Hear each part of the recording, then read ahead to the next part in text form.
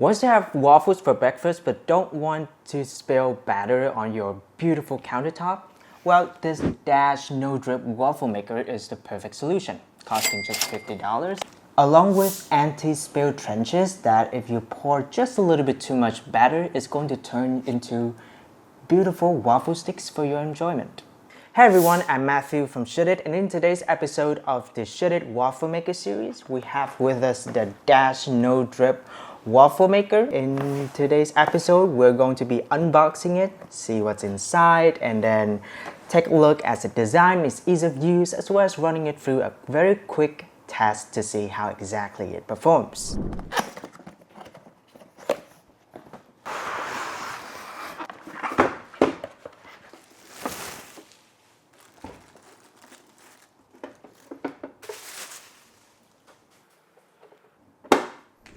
So this is everything that came inside the box. We have a red envelope containing the user manual. Other than the instructions on how to use and all of the features, you also get some recipes straight.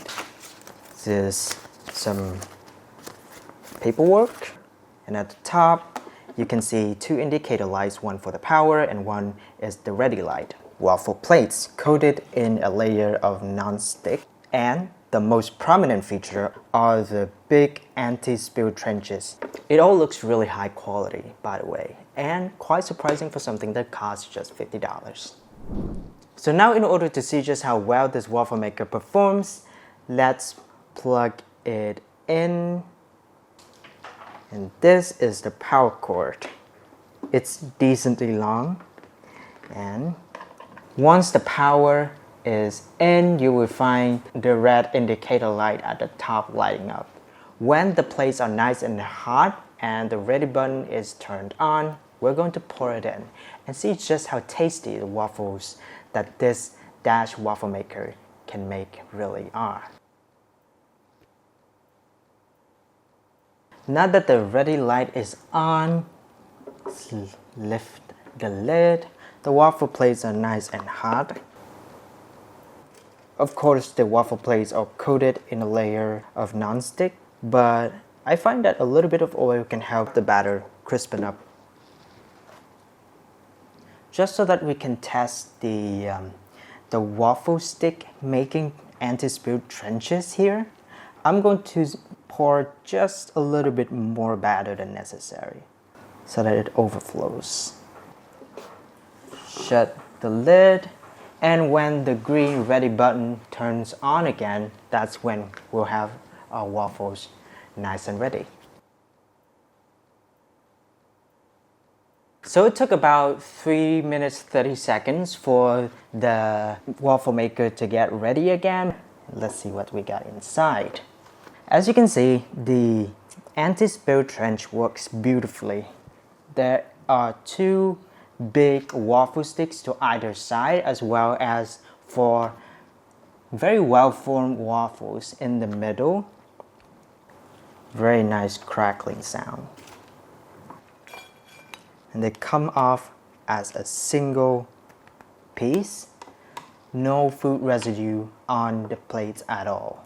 As for the waffle stick, it's not very well cooked, but it's to be expected since the heating elements don't really reach into these two trenches here. Everything is either cooked or well cooked in the case of this dark brown splotch here. At the bottom, the color is a little bit nicer, and on the inside I can see quite a few air bubbles.